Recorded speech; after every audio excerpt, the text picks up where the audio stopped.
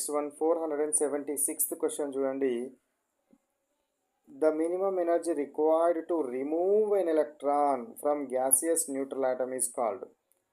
ఒక ఒంటరిగా ఉన్న ఐసోలేటెడ్ గ్యాసియస్ ఆటమ్ నుంచి ఒక ఎలక్ట్రాన్ను బయటకు తీయడానికి దానికి అందించాల్సిన ఎనర్జీని, దానికి ఇవ్వవలసిన ఎనర్జీని the amount of energy required to remove an electron from isolated gaseous atom is called as ionization energy, ionization potential.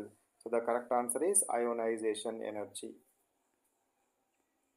477 question చూడండి. m plus IE2 gives rise to m plus 2 plus electron. This is represents ఎలక్ట్రాన్ను తీసేసినాము, ఎలక్ట్రాన్ను తీసేయడానికి కావాల్సిన energy ionisation energy. Already ఒక +1 ఉన్నది, +1 నుంచి ఇంకొక electron తీసేస్తున్నాము కాబట్టి second IP అవుతుంది. Second IE second IP. So second ionisation potential or second ionisation energy is the correct answer. Third option. 478 question చూడండి.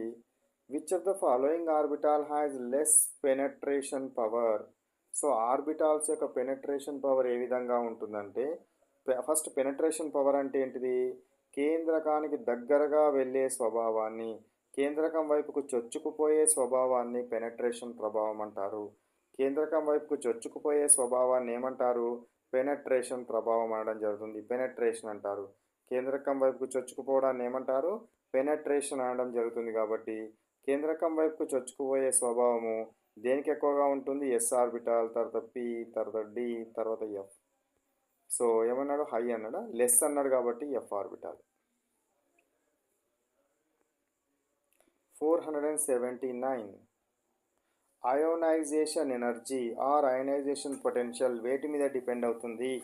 Atomic size or atomic radius, stable electronic configuration, screening effect, penetration power వీటన్నిటి మీద depend అవుతుంది. All the above.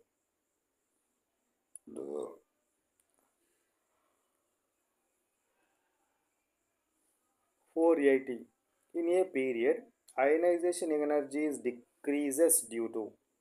పీరియడ్లో పీరియడ్లో ionisation energy increase అవుతుంది. ఇక్కడ decreases అన్నాడు, wrong. పీరియడ్లో అయనైజేషన్ ఎనర్జీ ఈజ్ ఇంక్రీజెస్. ఎందుకు ఇంక్రీజ్ అవుతుంది అని అంటే, అయనైజేషన్ ఎనర్జీ ఇంక్రీజ్ అవ్వడానికి గల కారణం ఏంటంటే న్యూక్లియర్ అట్రాక్షన్స్ ఇంక్రీజ్ అవుతాయి.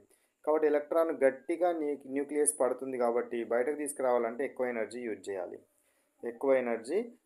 చేయాలి. ఇది రాంగే. Decrease in nuclear charge and valency electron, this is also wrong, all wrong.